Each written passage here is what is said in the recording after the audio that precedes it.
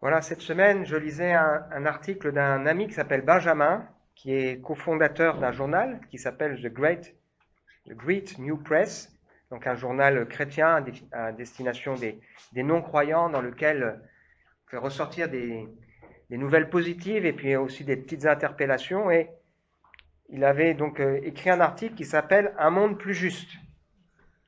Il commence son article en disant Je crois que tout le monde répondrait oui à la question êtes-vous pour un monde plus juste?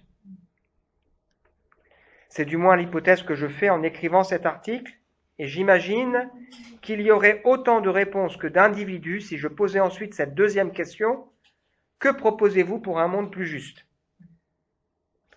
Puis il évoque son propre témoignage à la lumière de ce passage célèbre de l'Évangile. Pourquoi vois-tu la paille dans l'œil de ton frère et n'aperçois-tu pas la poutre qui est dans ton œil? Et avant de proposer des idées pour changer le monde, et si déjà on essayait d'être plus juste nous-mêmes.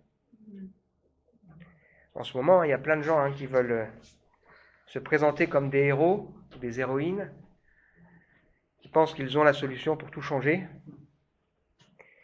Il y a plein aussi d'affaires qui sortent pour montrer les choses honteuses qui se sont passées. Et si déjà on réfléchissait à notre propre cœur et à notre propre vie.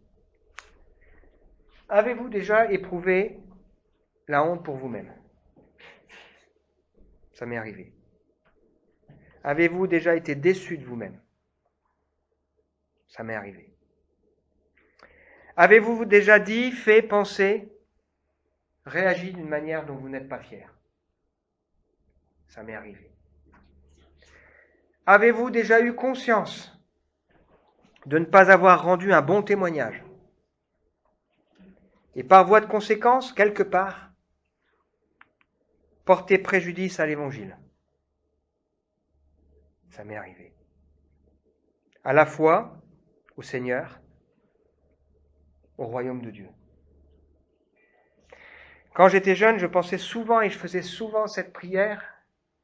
Je pensais souvent à la parole de Jésus, quiconque se rendra humble comme ce petit enfant sera le plus grand dans le royaume de cieux, et quiconque reçoit en mon nom un petit enfant comme celui-ci me reçoit moi-même. Mais si quelqu'un scandalisait un de ces petits qui croient en mon nom, il vaudrait mieux pour lui qu'on suspende à son cou une meule de moulin et qu'on le jette au fond de la mer.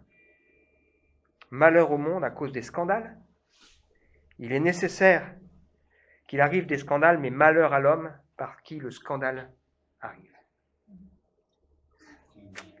Ça fait réfléchir. Alors depuis le début de ce culte, on évoque l'importance de l'humilité dans notre vie et dans notre marche avec Dieu. Est-ce qu'on en a conscience? On t'a fait connaître, ô homme, ce qui est bien, ce que l'Éternel demande de toi. C'est que tu pratiques ce qui est droit ou ce qui est juste, que tu aimes la bonté et que tu marches humblement avec ton Dieu. Dieu résiste aux orgueilleux, mais il fait grâce à ceux qui sont humbles, et ceux qui réalisent peu son pardon l'aiment peu, ceux qui le réalisent beaucoup l'aiment beaucoup. Un jour, un pasteur disait, ce qui me touche dans l'Évangile, c'est que malgré le fait que Dieu sait tout de moi, mon passé, pas glorieux sur certains points, il y a des points dont j'ai honte, mes pensées, l'avenir qui, je sais, je ferai encore des erreurs, le Seigneur qui sait tout ça,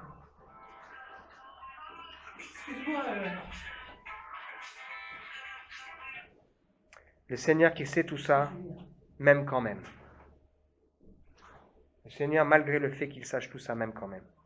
Alors il y a un paradoxe dans l'Écriture, c'est que plus on avance avec le Seigneur, plus Dieu nous transforme. Normalement, mieux on ressemble à Jésus.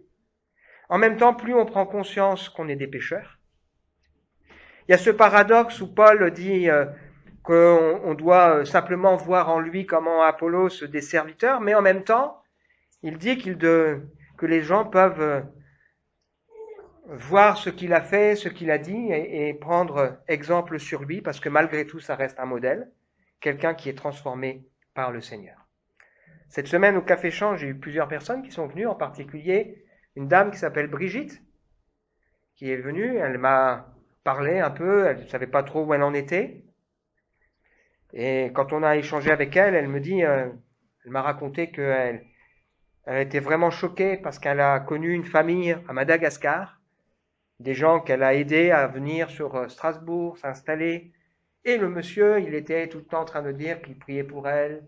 C'est un monsieur qui allait à l'église, etc., etc. Puis un jour, il est reparti à Madagascar, il n'est jamais revenu. Et elle a découvert que ce monsieur, il avait une double vie.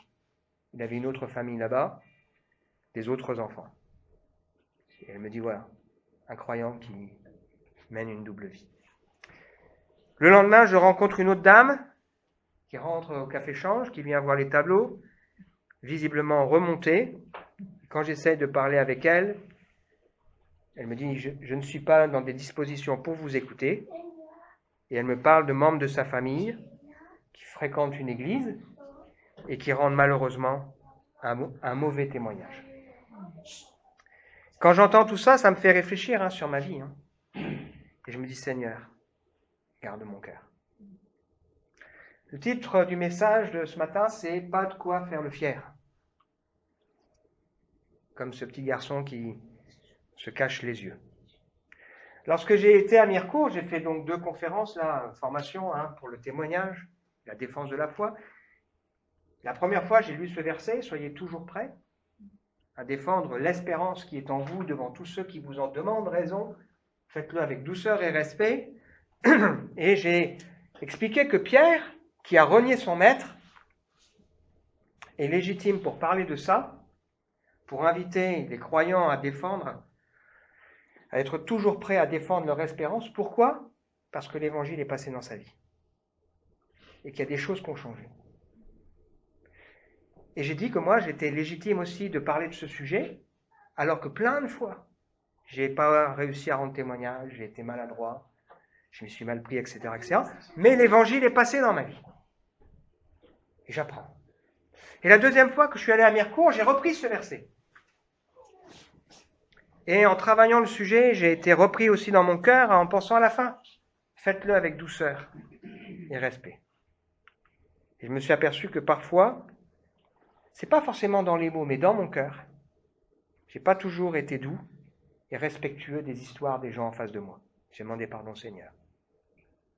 Parce que si on rend témoignage, il faut s'attendre à voir des gens qui viennent avec des motivations, des histoires, des raisonnements, des idées qui sont bizarres. Et il faut les respecter. Il y a un aveuglement, c'est pour ça que les gens sont loin de Dieu, parce que c'est tellement évident, si on cherche, des forteresses que le Seigneur veut renverser. Pas de quoi être fier. Alors le passage qu'on va lire, méditer ensemble, m'a fait beaucoup réfléchir ce matin,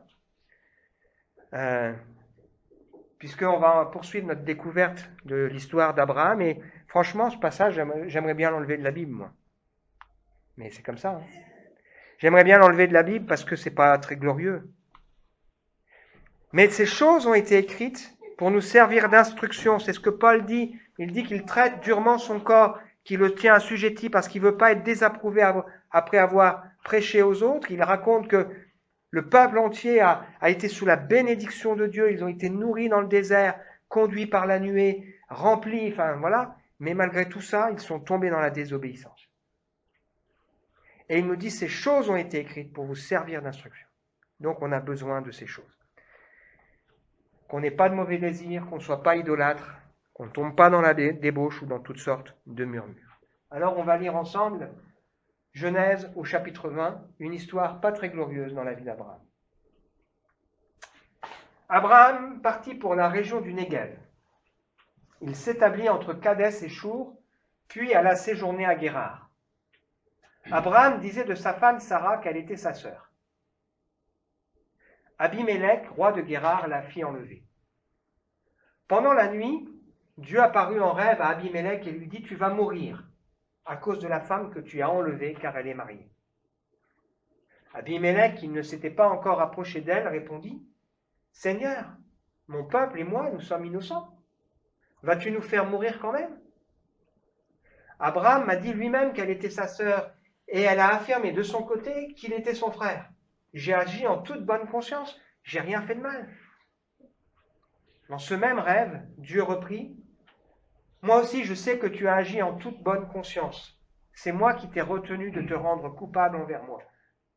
Et voilà pourquoi je ne t'ai pas laissé la toucher. Maintenant, rends cette femme à son mari. C'est un prophète. Il priera pour que tu aies la vie sauve. Mais si tu ne la rends pas, sache que tu mourras certainement avec tous les tiens. » Abimelech se leva de bon matin, il appela les gens de son entourage, il leur raconta cette affaire, et ils eurent très peur. Abimelech convoqua Abraham et lui demanda, « Que nous as-tu fait là? De quoi me suis-je rendu coupable envers toi pour que tu nous exposes, moi et mon royaume, à commettre une faute aussi grave? On ne doit pas se comporter comme tu l'as fait avec moi. Qu'est-ce qui t'a pris d'agir ainsi? » Abraham répondit, « Je me suis dit que les gens d'ici n'avaient aucun respect pour Dieu, qu'ils allaient me tuer à cause de ma femme. D'ailleurs, il est vrai qu'elle est ma sœur. Elle a le même père que moi, mais non la même mère. C'est pourquoi elle a pu devenir ma femme.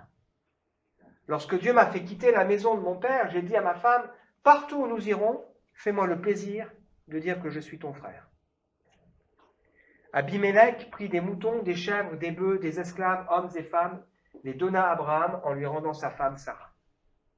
Il lui dit, « Mon pays t'est ouvert, installe-toi à l'endroit qui te convient. » Puis il dit à Sarah, « Tu vois, je donne 1000 pièces d'argent à ton frère. C'est le signe qui doit prouver à tous tes proches que tu es innocente dans cette affaire. » Or, à cause de ce qui était arrivé à Sarah, la femme d'Abraham, le Seigneur avait rendu stériles toutes les femmes de la maison d'Abimelech. Abraham pria Dieu, et Dieu guérit Abimelech, sa femme et ses servantes, et elles purent de nouveau avoir des enfants. Quelle histoire, hein? On va tirer ensemble 5 leçons importantes pour nous sur le cheminement du péché dans le cœur, dans mon cœur, sur les conséquences du péché, sur ce qu'est la repentance, sur Dieu, et on va réfléchir en quoi tout ça, ça nous concerne ce matin. Le cheminement du péché dans mon cœur. Ça a un goût de déjà vu, cette histoire. Abraham a déjà été humilié une première fois, 25 ans avant, lorsqu'il s'est sauvé en Égypte à cause d'une famine. Tiens, ça rappelle quelque chose. Que là, il va donc désobéir à Dieu, et puis en faisant passer Sarah pour sa sœur, Dieu va garder Sarah par rapport à Pharaon, et il va sortir d'Égypte avec toutes sortes de signes. Pas très fier. Toutes sortes de plaies. Ça rappelle une histoire. Ici, Abraham, il a 25 ans de plus. Il est très riche. Il a presque 100 ans, Sarah a pratiquement 90 ans. Et il est probable qu'Abimelech, ici, il a envie de faire une alliance de paix avec Abraham, et pour faire une alliance de paix, la meilleure des choses, c'est de se marier avec quelqu'un de la famille. Et comme Abraham présente Sarah comme sa sœur, voilà ce qui conduit Abimelech à se dire, je vais créer une alliance de paix en prenant Sarah pour femme. Qu'est-ce qui a pu conduire Abraham dans une telle situation? Évidemment, des choses qui sont non réglées dans sa vie. La peur. Il a peur. La peur est toujours mauvaise conseillère. Peut-être ce matin, on peut réfléchir, dans ma vie, qu'est-ce qui me fait peur? Si Dieu est pour moi, qui sera contre moi? Pour que Dieu soit pour moi, il faut que j'ai choisi d'être pour lui. Et si je remets ma vie à Dieu, Dieu est avec moi. Donc, de quoi est-ce que j'ai peur? Abraham va détourner son regard de Dieu et oublier sa dépendance. Il va oublier de chercher premièrement le royaume de Dieu avec l'assurance que tout le reste sera donné par-dessus. Un chrétien mondain, moi parfois, ne comprend pas que c'est dans le calme, la confiance dans ce Dieu invisible à qui on a remis sa vie et qui nous guide qu'on doit marcher. Abraham, l'homme de Dieu incrédule, s'expose au monde. C'est pas pour rien que Paul insiste auprès de Timothée, un serviteur de Dieu, pour lui dire « combat le bon combat de la foi ». Qu'il invite dans ses lettres à nous examiner pour savoir si nous sommes ou pas dans la foi. Il y a des gens qui vivent dans la crainte, il y a des gens qui vivent dans la maladie, il y a des gens qui vivent dans une porcherie, il y a des gens qui vivent dans le péché, et nous sommes appelés à vivre dans la foi. Ça veut dire que ça doit être notre environnement, notre vie. Et comment on va faire pour vivre dans la foi? On va la nourrir, notre foi, on va l'entretenir, on va se rappeler aussi, comme on l'a dit tout à l'heure, on va veiller attentivement, on va se rappeler tout ce que Dieu a déjà fait pour nous. La crainte de Dieu n'est pas, si la crainte de Dieu n'est pas supérieure à celle des hommes, eh bien ça nous expose. Abraham, il manque de droiture. Il ne dit pas un mensonge tout entier. Certains diraient, il dit un demi-mensonge. Sarah, c'est effectivement sa sœur. Mais c'est un mensonge. Il manque de droiture. Et ce matin, le Seigneur veut sans doute nous faire réfléchir. Est-ce que mon cœur est droit devant lui? Il est incrédule et il ne pense pas que dans ce lieu, il y a des gens qui puissent craindre Dieu. Or, Abimélec, c'est quelqu'un qui craint Dieu.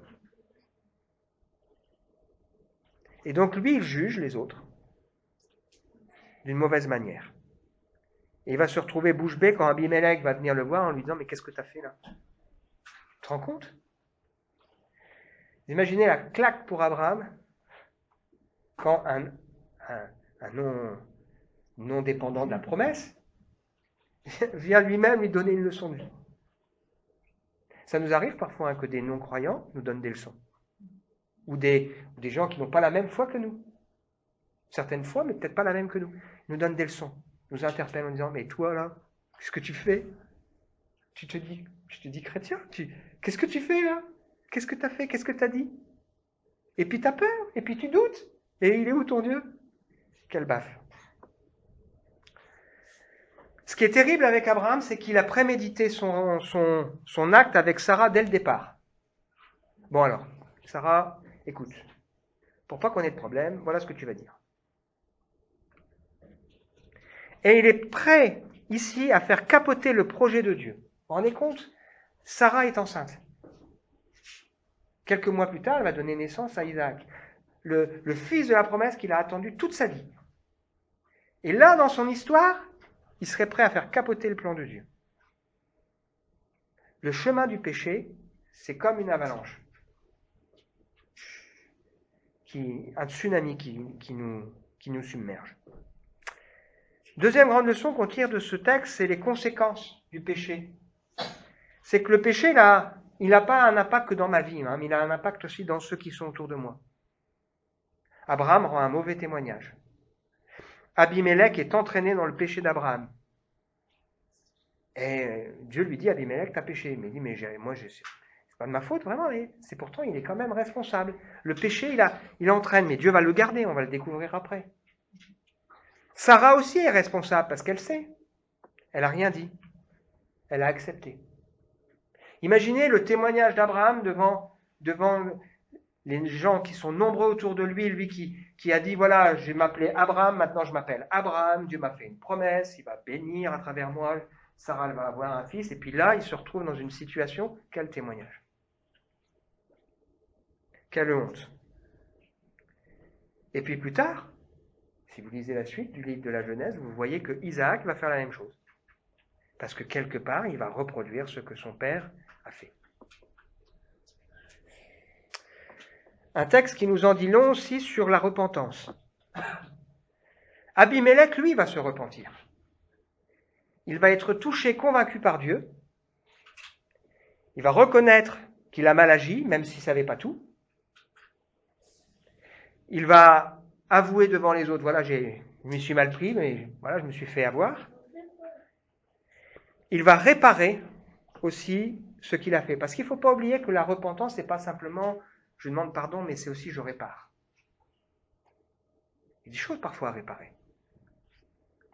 Il change d'attitude et il fait ce que Dieu lui demande.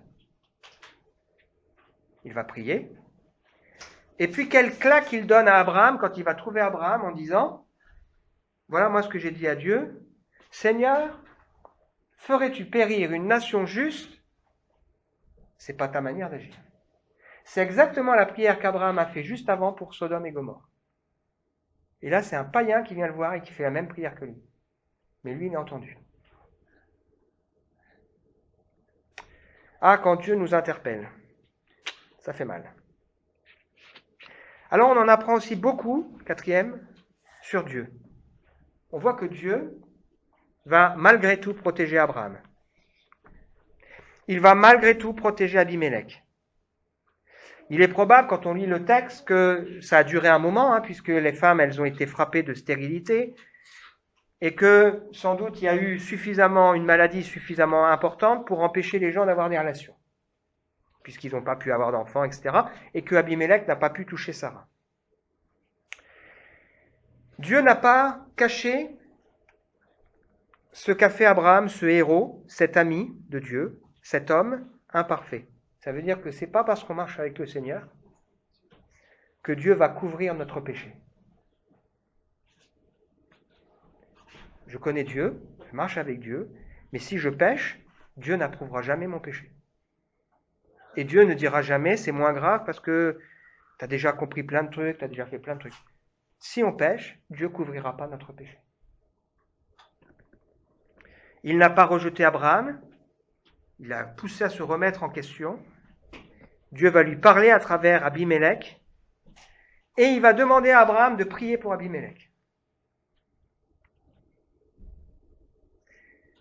Dans cette affaire-là, Abimelech doit comprendre que malgré tout ce qu'il sait, Abraham, lui, a une relation avec Dieu qui est différente. Quelle leçon, c'est étonnant. Et Abraham, quand il a dû prier pour Abimelech et sa famille, il a dû quand même se remettre en question. Il a dû bien se rendre compte que dans toute cette affaire, on en était là à cause de lui et de son erreur. On découvre aussi que Dieu, il laisse toujours à l'homme le choix. Il dit à Abimelech, tu as le choix maintenant d'obéir ou de ne pas obéir. Et Abraham a aussi le choix d'obéir ou de ne pas obéir.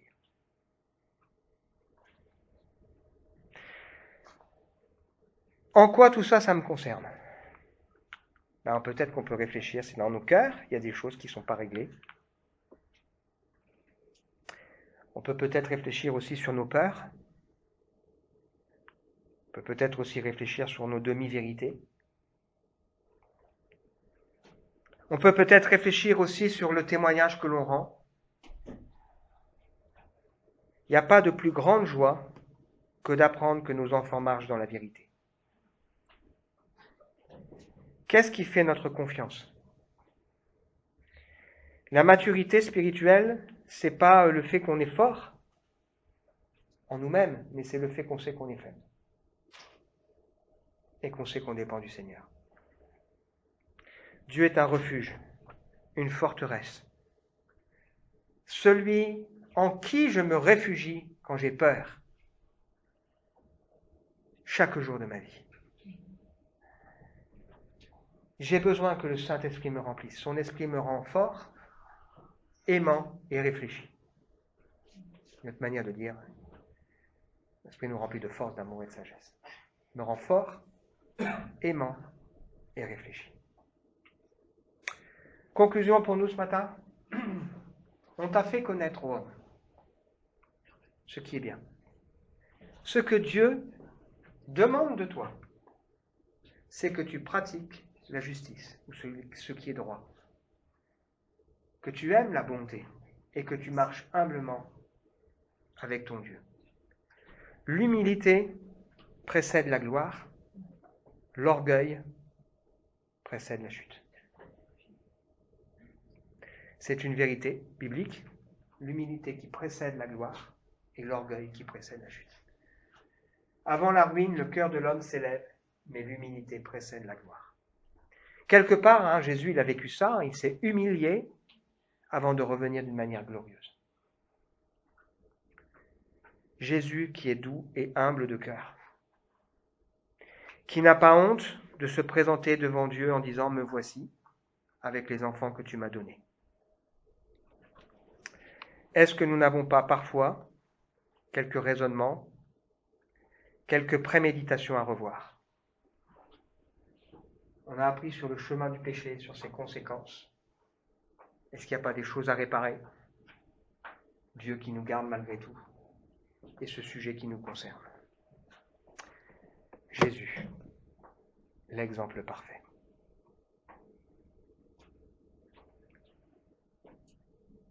Incroyable de trouver cette histoire dans la vie d'Abraham. Mais il y a des fois des choses dans ma vie qui sont incroyables. On veut prier ensemble.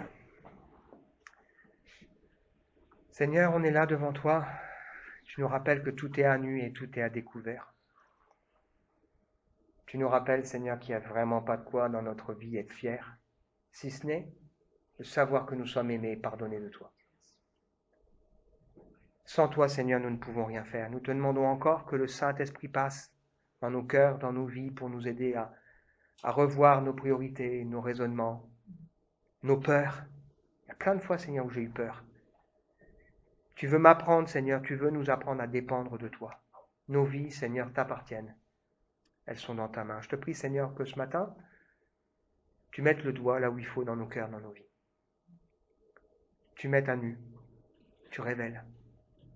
Toi qui nous aimes, qui nous gardes, et qui veut encore nous utiliser. Marie disait tout à l'heure qu'elle a réalisé combien la prière est importante, et on voit qu'Abraham, il a prié, tu as écouté sa prière quand elle a été faite, avec un cœur contrit et humble devant toi.